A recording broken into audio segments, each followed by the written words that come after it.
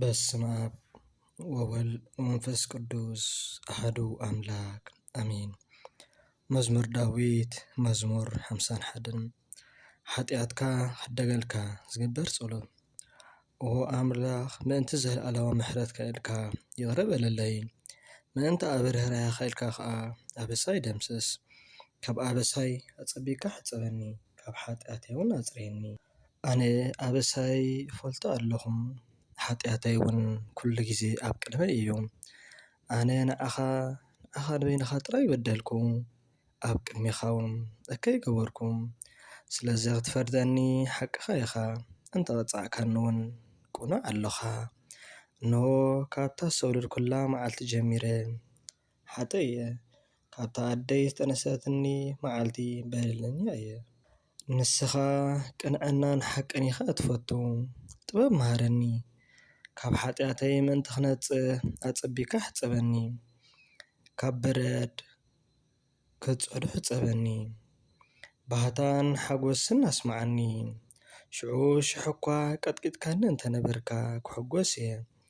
ንገጽካ ካብ ኃጢአተይ ከውሎ ንብዘሎ ኣበሳይ እውን ደምስሶ ኦ ኣምላኽ ጽሩይ ልቢ ፍጠረለይ ጽኑዕ መንፈስ ከዓ ውሽጠይ ሓድስ ካብ ገጽካ ኣይትደርብየኒ ቅዱስ መንፈስካ እውን ኣይተግድፈኒ ሓጐስ ምድሓንካ ምለሰለይ ፈትየ ክእዘዘካ ደግፈኒ ሽዑ መንገድኻ ንኃጥኣን ክምህሮም እየ ንሳቶም ድማ ናባኻ ክምለሱ እዮም ኦ ኣምላኽ መድሓነይ ካብ ዕዳደም ኣናግፈኒ ቁኑዕ ከም ዝኾንካ ከዓ ብዕልልታ ከበስር እየ ጎይታይ ምስጋና ክነግርሲ ክእለት ዘረባ ሃበኒ መስዋዕቲ ባህ የብለካን እዩ ንመስዋዕቲ ምህራር እውን ኣይትበጎን ኢኻ ትበጎ እንተትኾን ግና ምቕረብኩልካ ነይረ ኦ ኣምላኽ እቲ ንዓኻ ዘቕርቦ መስዋዕተይ ትሑት መንፈስ እዩ ንስኻ ድማ ንትሑትን ዝተዓሰ ልብን ኣይትንዕቆን ኢኻ ንእምባ ጽዮን ብጸጋኻ ሰናይ ግበረላ መካቤታት ኢየሩሳሌም ንደቕ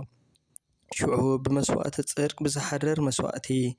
ብምሉእ መስዋዕቲ ባህ ከብለካ እዩ